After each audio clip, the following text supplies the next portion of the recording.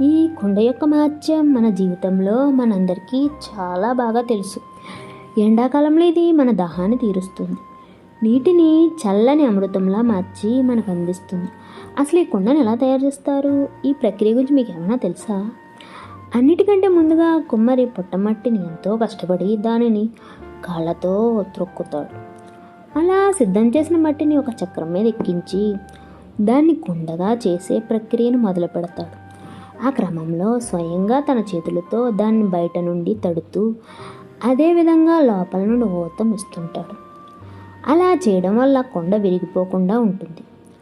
ఆ తర్వాత అప్పటి వరకు చేసిన ఆ కుండను కాలుతున్న ఒక బట్టీలో వేస్తాడు, అది గట్టిగా ఉండడానికి. ఈ ప్రక్రియ అంతా పూర్తి అయిన తర్వాత చల్లటి నీటినిచ్చే ఈ కుండ మన చేతికి లభిస్తుంది. ఒక సర్వశ్రేష్టమైన గురువు కూడా అదే చేస్తాడు. అన్నిటికంటే ముందుగా మన మనసులో దాగి ఉన్న సందేహాలను బయటకు తీయటానికి మనల్ని దండిస్తాడు.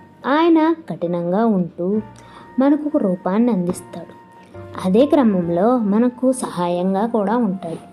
ఈ ప్రక్రియ తర్వాత పరీక్ష అనే అగ్నిలో ఈ ప్రపంచంలోకి వదిలేస్తాడు పరిపక్వత కోసం.